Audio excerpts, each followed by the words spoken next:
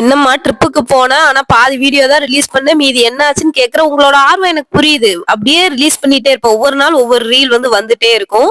ரெசார்ட்டுக்கு போன அன்னைக்கு நைட் குழந்தைகளோட சேர்ந்து நாங்களும் டிஜே ஆரம்பிச்சோம். அவங்கவங்க என்னென்ன திறமைய வச்சுக்கோங்க, அத்தனையும் அவுத்து விட்டாச்சுன்னு வச்சுக்கோங்களேன். அந்த மாரி எங்க அத்தை பேரன் பாத்தீங்கன்னா டான்ஸ் ஆடிட்டு இருக்கான். அவன் இண்டிவிஜுவலாவே நல்லா ஆடிட்டு இருந்தான். டான்ஸ் கிளாஸ் போறான் நம்ம. அதெல்லாம் நம்ம வெளியில தெரியணும் இல்லையா? அதனால அவன தனியா ஷூட் பண்ணியாச்சு. அடுத்து எங்க கேமராமேன ஒரு ரீல் எடுங்கன்னு சொன்னா, ரீலுக்கு பதிலா லாங் வீடியோ மாரி எடுத்துட்டாங்க.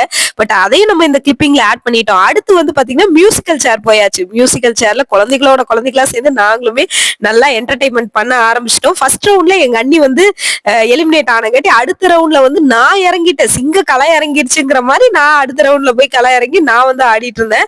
குழந்தைகளோட சேர்ந்து விளையாடும் போது ஃபுல்லாவே பாத்தீங்கன்னா அந்த டைம் ஃபுல்லாவே நல்லா என்டர்டைன்மெண்ட் ஆச்சு.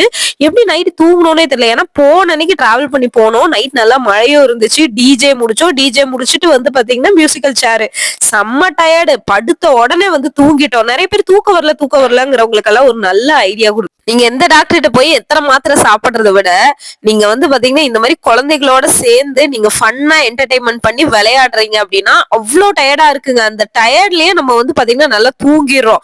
மியூசிக்கல் சேர் தான் ரொம்ப நேரம் போயிட்டு இருந்தது. ஏன்னா நிறைய பேர் இருக்கோமா, அதனால ஒவ்வொருத்தரா எலிமினேட் ஆகி இது பண்ணும்போது அதுவே டைம் நிறைய இழுத்துருச்சு. இதெல்லாம் நம்ம ஸ்கூல் படிக்கும் போது விளையாண்டதுங்க. இப்ப போன் வந்ததுக்கு அப்புறம் குழந்தைகிட்ட இந்த மாதிரி விளையாடுறதே இருக்கிறது இல்ல. போனை நோண்டிட்டே உட்காந்துக்கிறாங்க. அதனால அவங்களையும் சேர்ந்து இறக்கி விட்டுட்டோம்.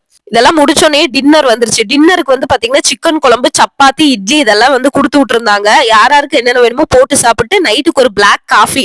என் அத்தை மருமக ஏதோ பொண்ணு பார்க்க வர மாதிரி கொண்டு வரா பாருங்க.